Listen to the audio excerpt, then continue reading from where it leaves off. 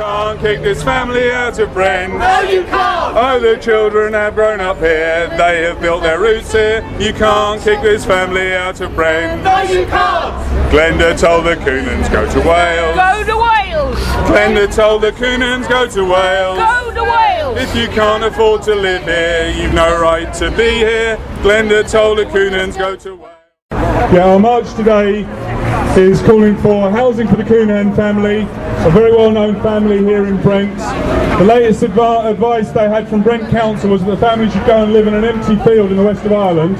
One of the aims of the Counihan family campaign is to support anyone who is fighting the cuts in Brent. My family has suffered a great deal as a result of the cuts in Brent, and we are committed to working with anyone who is opposed to all cuts.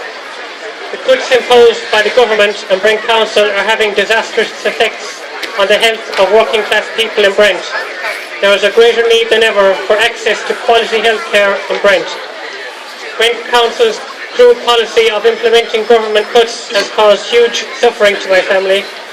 We were made homeless and given a bill of £46,000 arrears of housing benefit 18 months after we declared income of £18 a week from a small plot of land in Ireland.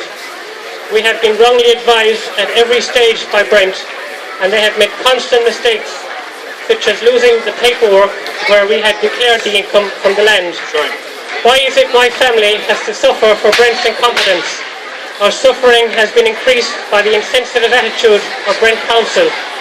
The latest example of their lack of compassion for us was Rose McIntosh in Housing Department, who told my wife that the family should go and live in an empty field without sanitation in the west of Ireland. She has also suggested that I could then commute from there to my work as a bus driver in Cricklewood Garage.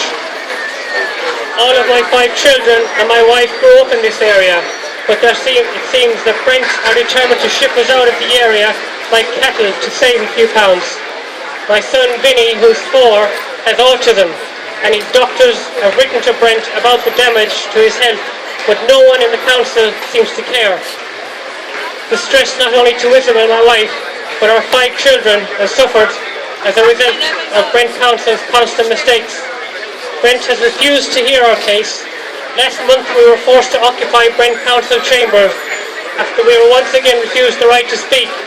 We have also held a spontaneous march on Kilburn High Road and protested at a meeting with Glenda Jackson MP, who has told my family we should move to Wales. Glenda, my wife, is not a liar. She is not a politician. I would like to ask Mohammed but directly, does he agree with Brent's advice that our family should go and live in a field in Ireland? Mohammed, we have offered to put the piece of land up for sale. Will you meet with us to discuss a resolution of this issue and stop pretending that this has nothing to do with Brent? I am grateful for the magnificent support that we have had from my neighbours in South Kilburn and from the Counihan family campaign. We will fight on until we get justice. We have no choice. Thank you. Thank you to everybody from the Counihan-Sanchez family. Housing for the Counihans! Housing for all!